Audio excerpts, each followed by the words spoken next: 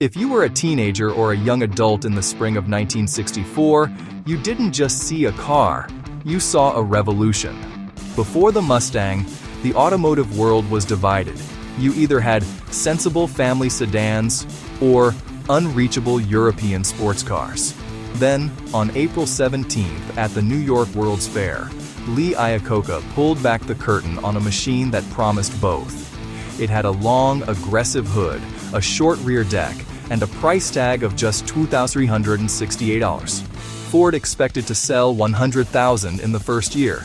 They sold 22,000 on the very first day. Does the smell of vinyl seats and gasoline take you right back to '64? If you're ready to relive the glory days of American muscle, hit that subscribe button and give us a like. We're firing up the best automotive history every single day. Quick question.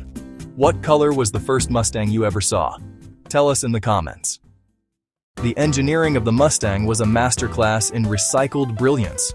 To keep costs low enough for a young baby boomer's first paycheck, Iacocca's team didn't build a new car from scratch. They used the chassis and suspension from the Ford Falcon.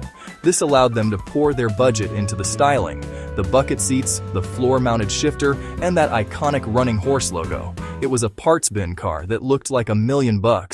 True enthusiasts know there is technically no such thing as a 1964 1.2 Mustang. Officially, they were all 1965 models. However, that first batch produced between March and August of 1964 had unique DNA. These early ponies were equipped with generators instead of alternators and featured a 170 cubic inch inline-six or a 260 cubic inch V8. If you look at the dashboard of a true '64 1.2, you'll see a gen light instead of the LT light found in later models. The legend of the very first Mustang, serial number 0001, is one of the great accidents in history. It was a pre-production display model sent to a dealership in Newfoundland, Canada. A pilot named Stanley Tucker saw it, fell in love, and convinced a salesman to sell it to him 3 days before the official launch.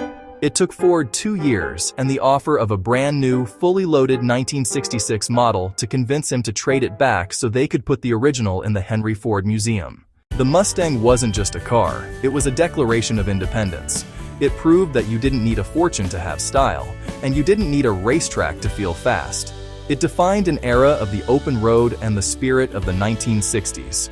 Subscribe for more stories of the machines that changed the world.